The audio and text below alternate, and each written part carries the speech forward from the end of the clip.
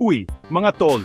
Ngayon, kwento tayo tungkol sa isa sa pinakamatapang na bayani sa ating kasaysayan, si Lapu-Lapu. Pamilyar ba kayo sa kanya? Tara, alamin natin. Si Lapu-Lapu ang pinuno ng Mactan. Noong 1521, dumating sa Pilipinas si Ferdinand Magellan, isang explorer na nagmula sa Portugal at naglalayag para sa Espanya. Gusto ni Magellan sakupin ang Pilipinas at gawing Kristiyano ang mga tao dito, pero hindi pumayag si Lapu-Lapu. Mas mahalaga sa kanya ang kalayaan at karapatan ng kanyang mga kababayan. Kaya nang utusan sila ni Magellan na sumunod sa kanya, matapang na tumanggi si Lapu-Lapu. Dito nagsimula ang sikat na labanan sa Mactan noong Abril 27, 1521. Hinarap ni Lapu-Lapu at ng kanyang mga mandirigma si Magellan at ang mga sundalo nito.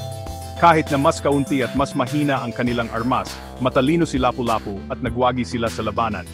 Napatay si Magellan sa sagupaan at naging makasaysayang pangyayari ito. Ang katapangan ni Lapu-Lapu ay simbolo ng paglaban sa mga mananakop. Hanggang ngayon, inspirasyon siya sa lahat ng Pilipino na ipaglaban ang paniniwala at kalayaan. Pero hindi lang ito ang kwento ni Lapu-Lapu. Isa siyang magaling na pinuno na pinanatili ang kalayaan ng kanyang nasasakupan.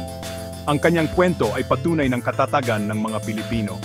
Kaya sa susunod na marinig nyo ang pangalan ni Lapu-Lapu, alalahanin natin ang bayaning lumaban para sa kalayaan at nag-iwan ng marka sa ating kasaysayan.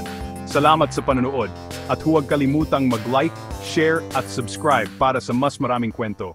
Hanggang sa muli!